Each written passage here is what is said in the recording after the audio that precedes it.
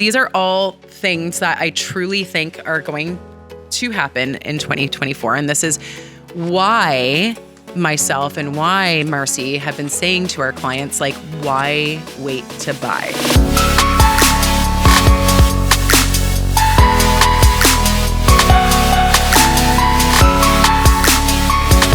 Hey guys, it's Rachel from the Smart Move podcast, and welcome back to season 2. Welcome to season 2. Yeah, we're in season 2. So welcome. We are episode 1. And as you can see, I am here all by my lonely self, but it's going to be super informative, super fun. So stay tuned for what we have all towards your buying, your selling, and your investing. So I guess I really want to start with a few of our fun things that happened last year. And then we'll get into my January to December 2024 predictions. You can take it for what it is. I truly know that there's going to be mixed reviews with some of this. And as things progress, we are in an ever-changing kind of market and economy right now. So things can change. But I do have some pretty good predictions through reading what the economy is doing and what our boards are doing, et cetera, et cetera. So stay tuned for that. It will be interesting. I promise you. So yeah, I guess our last year's successes, we will start with some big things that happened with me in the professional realm. So obviously we hired another member, Marcy, and she's sitting over here. Hi, Marcy. Hi. So Marcy came on. She actually started, she is licensed. So she is our licensed right now assistant team agent person. We don't really have a proper name for you, but you know what? We'll work with it. So came on to help us out as Isabel is off on her mat leave, which we will get into more. So she came on to kind of help out with that. And then also she's going to be taking some of the lead with some of our buyers and some of our sellers. And so far, so good. If you have met her, I'm sure you know how lovely she is. So that was a huge thing for me. It was one of my goals. And here we are, we're working with it. So that was a big thing professionally. The other kind of fun fact is that we hit top 2% nationally again for Royal LePage. Kind of a big deal if you're in the realm of real estate. For those of you that maybe aren't, not a big deal, but that is pretty huge, especially as an individual agent, as I still was technically last year. So ranking within some of the top tier teams all across Canada, huge. And I can only attribute any of those successes to my clients and the support from my clients. Every time that there is someone reaching out to me, putting their trust in me, it is just overwhelming. And yeah, my gratitude level is like, if I actually talk about it too much, I'll start crying. So, but yeah, that was really huge for us. And then we do have a big goal to go into the 1% this year. So yeah, follow along for that. We'll see. I keep looking to Marcy to be like, yeah, that's happening, right?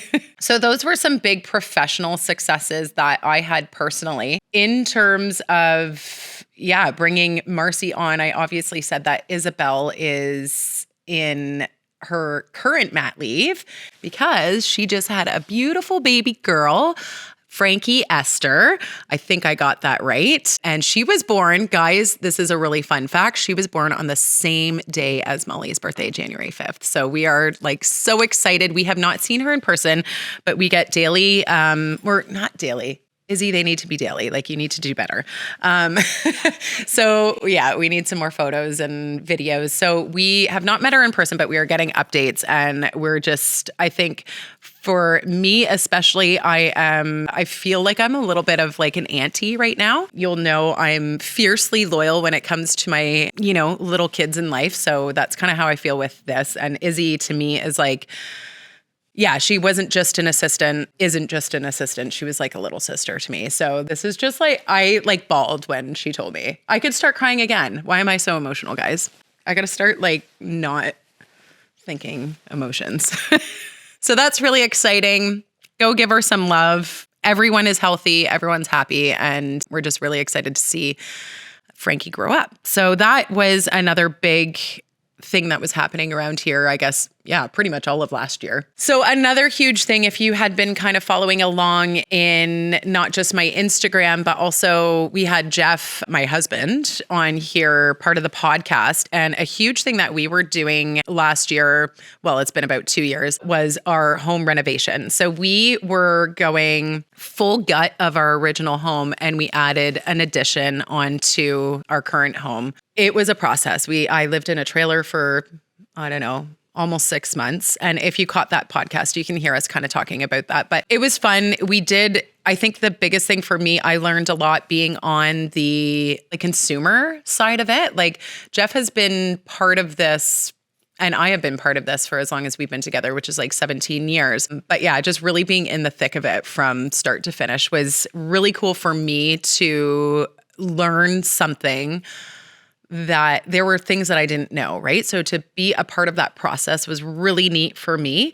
We are almost done. And by almost, I mean like we're done the main floor. I keep saying to the guys here that I'm going to have them come over for a big dinner when it is finally finished. And then they also have to take professional photography and videography. So maybe that'll happen in 2024. We'll see. So that's kind of the personal things that were going on. Obviously, as you know, I've been doing a lot of coaching, and with that coaching, my personal coach she has a more holistic approach. And so Marissa and I work a lot on mindset, which has been huge for me because in this business, even though I've been doing it for a long time, I feel like sometimes we can get bogged down with seeing what everyone else is doing. And I talk about that a lot. Last year, I was on a few panels speaking about that exact thing, having the imposter syndrome and how do you get over that? How do you go over that mindset and get into where you really truly believe in yourself and what you do? It takes a lot of work, and every year I feel like I'm constantly doing that. So where that leads me is I always do a word of the year. Now, word of the year, it's interesting. We had actually at church, we had a sermon that wasn't so much about word of the year, but like word of life, right? And at that, so you can listen, Fellowship Christian Church. There you go, YouTube it. But as my pastor was talking about what our word should be, and his was wisdom, I was thinking, shoot, should I be changing my word? I didn't. Sorry, Pastor Hilmer. My word of the year, though, and I did want to say this to him because I think it could also really be on the same level. My word of the year is refine. So over the last year, I had been kind of talking. So if we're going to go business-wise, I've been talking to Marcy and Izzy about just really refining my systems, my processes, even this, like the podcast, like how are we going to do a little bit better than last year so that we can perform better, right? So that I'm always kind of challenging myself to, I hate when people say do better, but I am challenging myself to do better. So in terms of business, that's kind of where I was like, I just really want to like work on our systems, get our CRM, like total banged out, whatever. Anyways, so when we were going through our business plan in December, I think that was, Marcy and I were talking and I was saying this to her and I was like, I need my word of the year. And I'm like, I just really want to refine myself. And all of a sudden we're like, that's totally the word. So refine is my word of the year. Obviously, if you know anything, refine in the Webster's dictionary means to free from impurities or unwanted material, to free from moral imperfection. And then they have beside that elevate, which is really crazy because my word last year was elevate, to improve or perfect by pruning or polishing, to reduce in vigor or intensity, and also to free from what is coarse, vulgar, or uncouth. The intransitive verb is to become pure or perfected, or to make improvement by introducing subtleties or distinctions.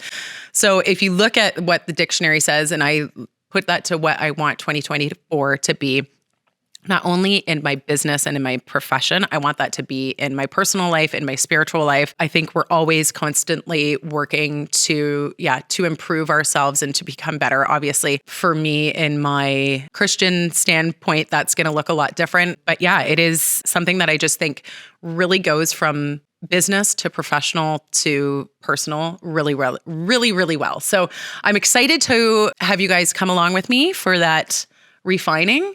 And if you catch me, like going back that way in certain things, then call me out on it. I love a little constructive criticism, sort of. So that's kind of, I think, what's been happening around here. I know you all really are here not to listen to me. Podcast-wise, we have some really fun stuff. If you watched our episode 10 with Ground to Air Media, we kind of talked about what we wanted to do for season 2. And that was, I think some of the big things were go mobile, which we will be doing in a certain sense. So you will be seeing us a little more outside of this studio. Other things were, playing around with the set. Obviously, you can see again, today our set looks a little bit different and I love it. It's super intimidating being behind the camera by yourself. And that's that. So those are some things. And then just adding some ideas from, we actually got together in like the first week of January, I think that was, and sat down, roundtabled some ideas and just some really neat things that we're going to have coming with this podcast. So every month we pretty much have all of 2024 set out already, but some of our guests are going to be really interesting. And then just kind of what we're taking this, again, everything helping the buyer, the seller, the investor. We are continuing that focus. That is going to be my goal always, is to give you guys value. So I'm really excited to see what the podcast has to do within the year. So stay tuned for that kind of stuff. Obviously, we want you guys to follow us along. We are everywhere on YouTube. We are on Instagram. I don't know, where else are we? Buzzsprout, Spotify, Apple, anywhere. So stay tuned for that fun stuff. Okay, so the part you've been waiting for, because no one really wants to listen to me the whole time. You are listening to me the whole time. No one really wants to know what's going on. What you guys really want to know are what are my 2024 predictions for the market, not so much for the economy because I am totally not an economist, but in terms of real estate, what we're going to see in Hamilton, in Burlington, in the surrounding areas, and then within the greater Ontario kind of region there, the GTA. So I personally, I don't know about you, Marcy, but I personally have a managed optimism about how 2024 is going to play out. I think we saw the tipping point last year. I think we saw our biggest, buyer's market in about November. December was pretty high too, but I would say November, December of last year. And where I'm seeing January play out already, I'm thinking, we're going to slowly come into a balanced market again. And then will we see some sort of seller's market kind of come the spring? Spring, summer. I think it's happening, guys. Once interest rates drop, and they will drop, whether it's Q2 or Q3, I'm not quite sure, but I can safely say that we will start to see some drops. Once we see interest rates start to drop, what will happen then? Obviously, if you guys were around in 2020, 2021, the real estate market is going to go crazy again. People have been holding off because of uncertainty within our economy. Obviously, because of the interest rate hikes, there is, greater stuff going on within the country, but then also worldwide. So people have been holding off because of that, I think.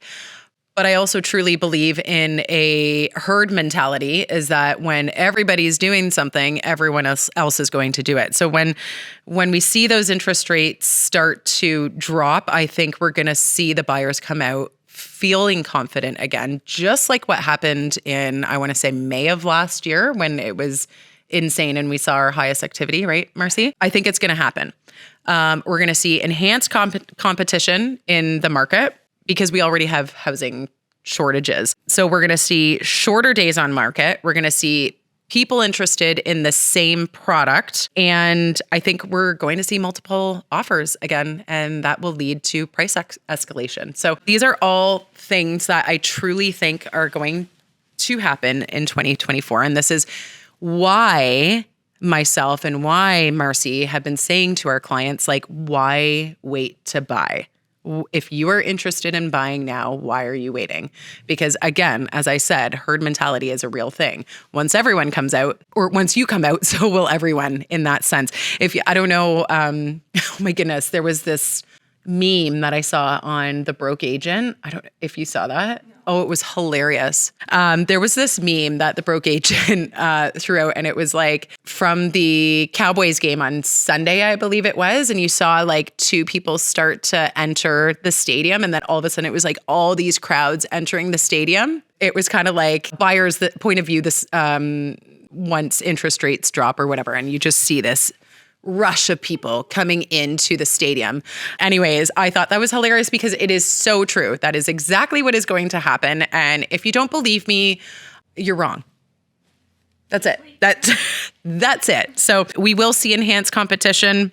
As I said, we will see shorter days on market. Right now, it's really nice. In a sense, we have some time to go see properties. I think that's going to change come end of January, even February. I think it's going to happen that soon, truly. If we see a rate hold on the 24th, which I'm going to bet my left shoe that we will, we're going to see that. We're going to see shorter days on market already. We're going to see people coming out with that buyer confidence. So, and that's, end of January. So I think end of January, February, we are going to be seeing some of that start to happen. The other thing is, we have an affordability crisis. No matter what way you want to say it, that is the reality. When the government tries to get involved, and I'm not going to go too much into that, but it isn't doing much. This affordability crisis is not going anywhere. I think rent will continue to go up, and I think housing prices year over year will be up over 2024. If you look at some of the stats, and again, I did say in my Instagram story that I would be coming with the stats and the data. If you look at year over year, even with our dip that we had last year, and we had quite a dip last year, you can see that our projection of housing prices has never gone down significantly, and we're always going up. So yeah, there will be little dips here and there, but we're always going to be having an escalation in pricing. I would say by the end of 24, so don't entirely quote me on this, but if you want to, maybe we can make a bet, a friendly wager, if you will. I think we'll be up in this area, especially in Toronto, we'll be up like 5 to 10% by the end of the year. You heard it here first. If I'm wrong, you know what? I might be like, the number could be a little bit off. It could be like 3 to 4%, but I can absolutely guarantee that we won't be going down. I don't see it. I don't see it happening. You heard it here first. December 2024. If I'm wrong, I'll give you each a hug. Because there's an affordability crisis and I can't give money out. With all of that being said, I also think that now is, okay, so I guess in predictions, I think we're going to be seeing a lot of creative ways of purchasing. And I think that's something actually we should be focusing on. And that gave me an idea for one of our guests coming up. But I think we really need to be talking about creative ways of purchasing. What are some options for that? I'm looking at obviously the co-signing with parents, but I'm seeing starting to come co-signing with siblings, co-signing with friends. Probably wouldn't recommend that one so much. But I'm seeing people coming in bulk and buying properties together so that they can make the lack of affordability work for them. And I think there's also going to come to a point where there's going to be some creative lending from whether it's going to be your conventional mortgage, but I think there is going to be some interesting lending rates and stuff like that coming. We already saw it, like, what's the amortization now? Like 40 years or 90 years? I wouldn't recommend that one. So yeah, I do predict that we're going to see a little more interesting ways of lending, of purchasing, and I'm excited to kind of see that. And I really, when we do have another mortgage specialist on here, I believe that's in February already. Yeah, I'm interested to see what they would have to say about that, because I think it's something that we need to be looking at, just with the rate of all of that. Yeah, those are pretty much my predictions. Interest rates, we will see a drop, whether it's in Q2, Q3. We're not 100% sure, but they will be dropping. We're going to see enhanced competition when that happens. Our house prices are going to go up. Oh, rent. I didn't talk about that. Rent will continue to go up. Like, that one's insane. And I think we're going to see some more creative purchasing stuff in 2024. So those are my 2024 predictions for the housing market. Everyone always asks me, what market we're in right now. So that it generally changes. But right now, if I'm looking in the Hamilton, actually, I just printed these out, but now I'm not even pulling out my print. I guess to let you guys know, if you're in a seller's market, we're less than 4 months approximately of inventory. If it's a balanced market, we're about 4 to 6 months. And if it's a buyer's market, we're more than 6 months of inventory. What does that mean to you? You might not get it, but for us as agents, when I'm presenting a property, when I'm listing a property, I'm always looking at the months of inventory and seeing what kind of market we're up against. Right now in Hamilton, we're technically in a balanced market.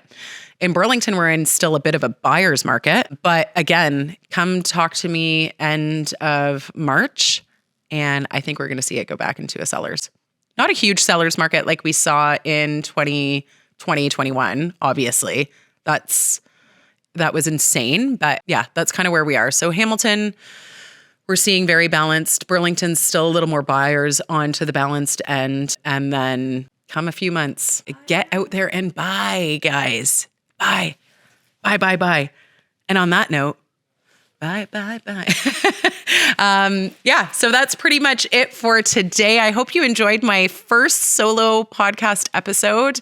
I kind of liked it, kind of hated it all at the same time.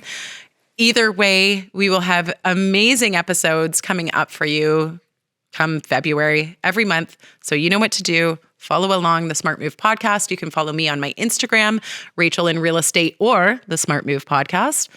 And we'll see you next time.